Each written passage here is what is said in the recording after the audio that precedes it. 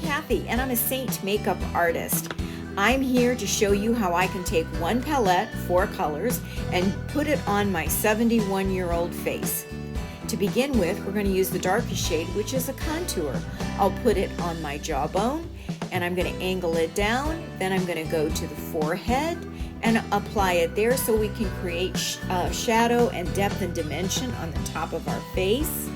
And then we'll put some on the jawline because I have those jowls that are starting and I'd kind of like to have those recede a little bit.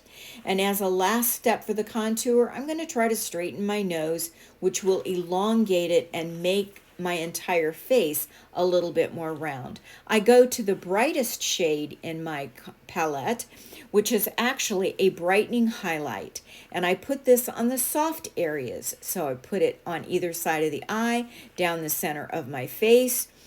And then I'm going to follow up with that third shade, which is the shade that matches my skin tone the most. And so it's almost like a paint by number. I'm simply putting it any place there isn't another color.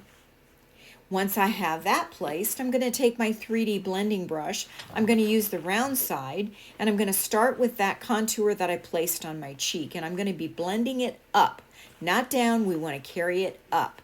I'll then go to the forehead and blend this into my hairline so that it disappears, but it still creates that shadow.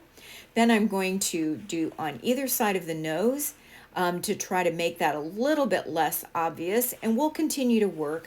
Don't always feel like you have to have it done perfectly as soon as you get started. And then I'm going to start on the brightening. This is the brightest. This is the one that's down the center of my face.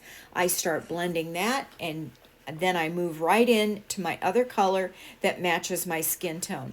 Again, note that I'm pouncing the brush. I am not sweeping the brush across my face. Sweeping may work better for someone who's younger, but at 71, I do have lines, wrinkles, and crepey skin, and I also use a retinol product, so that has a tendency to make my skin flake. I use the small end of the brush to work around the eye. Please note that I didn't put a lot of product underneath my eye. I put it on the outside edge and on the inner corner. And whatever's on my brush, that's what I carry over underneath. And then I'm going to use a makeup sponge here just to kind of take any of the excess off, because we don't want to have much product underneath your eye. You're more or less color correcting, and you're not putting a lot of product there. I'm going to finish up with some lip and cheek color by applying it on the upper part of my cheek, a little bit on my lips. Again, we'll take that brush, we're going to blend it up, and I like to kind of move it just a little bit into my eye so that my shadow and that meet, and it kind of creates one cohesive look. Once again, I go through with my sponge, and there I've got my face done. Saint makeup, one compact, done in a minute.